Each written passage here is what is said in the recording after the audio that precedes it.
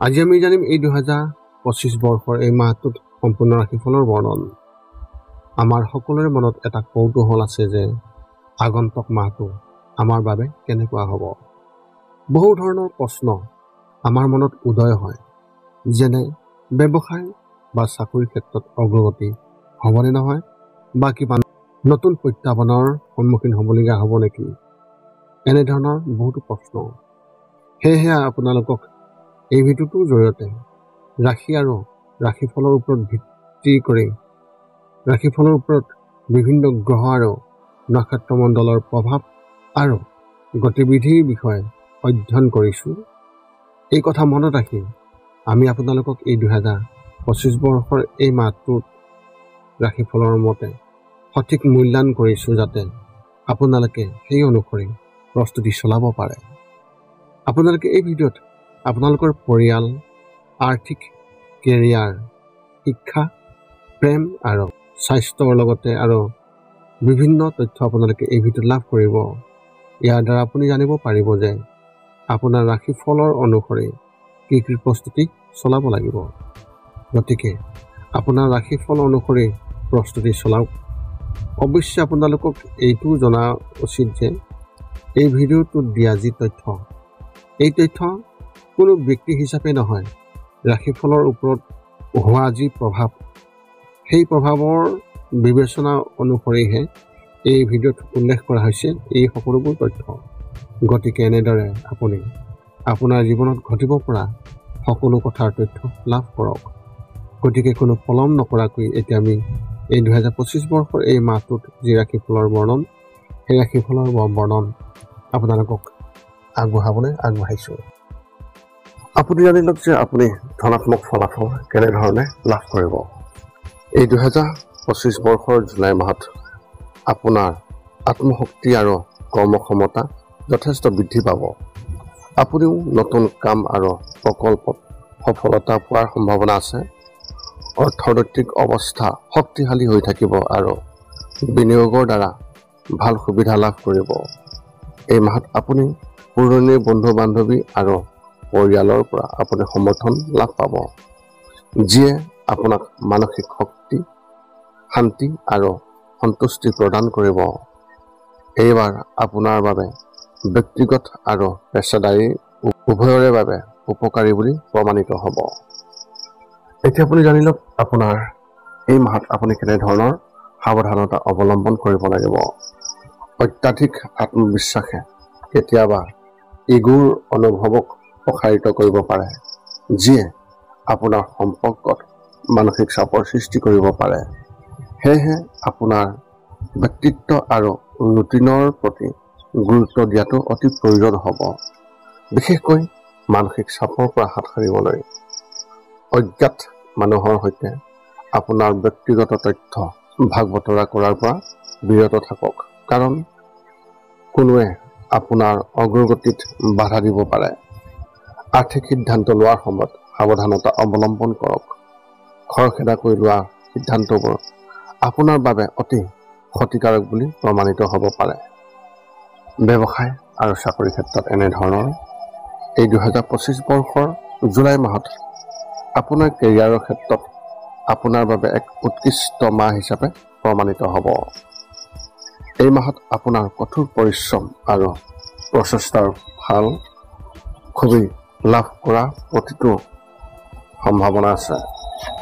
বাণিজ্যিক সহযোগিতাৰ যত্ন লোৱাটো অতি প্ৰয়োজনীয় হ'ব, যাতে কোনো ধৰণৰ ভুল বুজাবুজি নহয়। এই মাহটো ৰিয়েল ইষ্টেটৰ সৈতে জড়িত ব্যক্তিসকলৰ বাবে বিশেষভাৱে লাভজনক বুলি প্ৰমাণিত হ'ব পাৰে, কাৰণ তেওঁলোকে এটা ভাল চুক্তি পোৱাৰ সম্ভাৱনা আছে।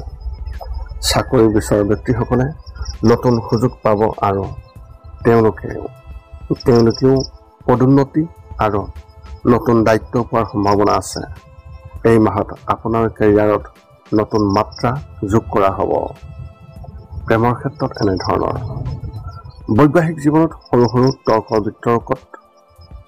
বিতৰ্ক হ'ব পাৰে, কিন্তু সময়মতে সমাধান কৰিলে সেই সম্পৰ্কত মিঠা আহিব। প্ৰেমৰ সম্পৰ্কত গভীৰতা আৰু সান্নিধ্য এই মাহত বৃদ্ধি পাব পাৰে। এই সময়ে আপোনাৰ সংগীৰ সৈতে আৱেগিক সংযোগ শক্তিশালী কৰা হ'ব। এই মাহটো বিশেষ হ'ব পাৰে, কিয়নো তেওঁলোকে এজন বিশেষ ব্যক্তিক বিচাৰি পাব পাৰে। পৰিয়ালৰ সৈতে সময় কটোৱাটোৱে আপোনাৰ সম্পৰ্কক আৰু অধিক শক্তিশালী কৰি তুলিব। এই মাহত আপোনাৰ আপোনজনৰ সৈতে মৰম আৰু বুদ্ধিমানে ভৰা হ'ব। এই সকলোবোৰ সেই মুহূৰ্তবোৰ আপুনি উপভোগ কৰিবলৈ চেষ্টা কৰক। স্বাস্থ্যৰ ক্ষেত্ৰত এনেধৰণৰ, এই 2025 বৰ্ষৰ জুলাই মাহত আপোনাৰ স্বাস্থ্য স্বাভাৱিক হ'ব, কিন্তু মানসিক চাপ আৰু অনিদ্ৰাৰ পৰা হাত সাৰিবলৈ আপুনি বিশেষ যত্ন ল'ব লাগিব। বতৰৰ পৰিৱৰ্তনৰ বাবে কিছুমান স্বাস্থ্যজনিত সমস্যাৰ সৃষ্টি হ'ব পাৰে। নিয়মিত ব্যায়াম আৰু যোগাসন কৰিলে আপোনাৰ শক্তি থাকিব আৰু আপুনি শাৰীৰিক আৰু মানসিকভাৱে সুস্থ হ'ব। দৈনন্দিন জীৱনত ভাৰসাম্য ৰক্ষা কৰিবলৈ যোগাসন আৰু ধ্যান অভ্যাস কৰক আৰু মানসিক চাপৰ পৰা মুক্ত হৈ থাকিব লাগিব। আপুনি এই জুলাই মাহত আপুনি কেনেধৰণৰ প্ৰতিকাৰ অৱলম্বন কৰিব তাৰ এই তথ্য আপুনি জানি লওক। আপোনাৰ আত্মবিশ্বাস আৰু কৰ্মক্ষমতাক বিশ্বাস কৰক। গুণৰ বিতৰ্কৰ পৰা আঁতৰি থাকক। মানসিক চাপৰ পৰা হাত সাৰিবলৈ যোগ আৰু ধ্যান অভ্যাস কৰক। আপোনাৰ স্বভাৱ আৰু ৰুটিনৰ প্ৰতি গুৰুত্ব দিয়ক। আপোনাৰ ব্যক্তিগত বস্তুবোৰ সুপৰিচিত লোকসকলৰ সৈতে ভাগ বতৰা কৰাৰ পৰা বিৰত থাকক। খৰখেদাকৈ কোনো সিদ্ধান্ত লোৱা এৰক। আপুনি আপোনাৰ সময় খৰচ কৰিলে আপোনাৰ সম্পৰ্ক শক্তিশালী হ'ব। এতিয়া আপুনি সকলো তথ্য লাভ কৰাৰ পিছত এই 5টা কাম কৰিবলৈ আপুনি যিমান পাৰে চেষ্টা কৰক। সৰ্বপ্ৰথমটো হৈছে আপুনি আপোনাৰ শৰীৰটো সুস্থ কৰি ৰাখিবলৈ দৈনিক যোগাসন কৰক, য'ত মূলতঃ 10 মিনিটৰ বাবে ওমকাৰ মন্ত্ৰ, 10 মিনিটৰ বাবে কপালভাতি আৰু 10 মিনিটৰ বাবে অনুলোম বিলোম। ইয়াৰ লগে লগে আপোনাৰ শাৰীৰিক আৰু মানসিক স্বাস্থ্য একেবাৰে নিখুঁত হৈ থাকিব। 2 নম্বৰতে হৈছে ৰাতি শোৱাৰ আগতে নিস্তব্ধ আৰু নিৰ্জন ঠাইত 10 পৰা 20 মিনিট ধ্যান কৰিব লাগে। ইয়াৰ দ্বাৰা 2টা উপকাৰ পোৱা যায়। এটা হ'ল আপুনি ভাল টোপনি পাব আৰু দ্বিতীয়টো হৈছে পিছদিনা আপুনি সতেজ অনুভৱ কৰিব। ধ্যান কৰি থাকোঁতে মধ্যমীয়া শব্দৰ শান্ত সংগীতো আপুনি শুনিব পাৰে। 3 নম্বৰতে হৈছে প্ৰতি মংগলবাৰে পুৱা নিশ্চয় হনুমান চালিচা পাঠ কৰক আৰু হনুমান মন্দিৰ দৰ্শন কৰক, নতুবা আপুনি বিষ্ণু মন্দিৰ দৰ্শন কৰক। ইয়াৰ দ্বাৰা আপোনাৰ আৰু আপোনাৰ পৰিয়ালৰ যিকোনো সদস্যৰ সংকট দূৰ হ'ব আৰু সদায় সুখ আৰু শান্তি থাকিব। 4 নম্বৰটো হৈছে ঘৰৰ বাহিৰত গৰু আৰু কুকুৰক প্ৰতিদিনে আপুনি পাৰিলে খাদ্য খুৱাব লাগে। খাদ্য খোৱাক আৰু যদি পাৰে চৰাই চিৰিকটি আদিকো খাদ্য আৰু পানীৰ যোগান ধৰক। এই পৃথিৱীখন যিমান আমাৰ সিমানেই সিহঁতৰো। নিতৌ ইহঁতক খুৱাই আমি তেওঁলোকৰ পৰা এক আশীৰ্বাদ লাভ কৰিব পাৰোঁ আৰু আমাৰ ওপৰত থকা গ্ৰহবোৰৰ কুপ্ৰভাৱ দূৰ হ'ব।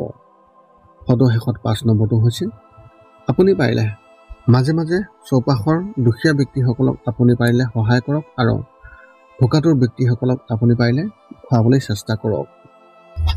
যদি আপোনাৰ মনত এতিয়াও জ্যোতিষ সম্বন্ধীয় কিবা প্ৰশ্ন আছে তেন্তে আপুনি আমাক আপোনাৰ সেই প্ৰশ্ন কমেণ্টত অৱগত কৰক আৰু আমি আপোনাৰ প্ৰশ্ন উত্তৰ দিবলৈ আমি সকলো সময়তে সাজু আছোঁ। যদি মোৰ ভিডিঅ'টো ভাল লাগিল তেন্তে লাইক শ্বেয়াৰ কমেণ্ট কৰিব, চেনেলটো ছাবস্ক্ৰাইব কৰি থ'ব, যাতে পুনৰ অন্য এটা ভিডিঅ'ৰ জৰিয়তে আমি আপোনাৰ লগত সম্পৰ্ক ৰাখিব পাৰোঁ। পুনৰ লগ পাম অন্য এটা ভিডিঅ'ত। আজিলৈ ধন্যবাদ।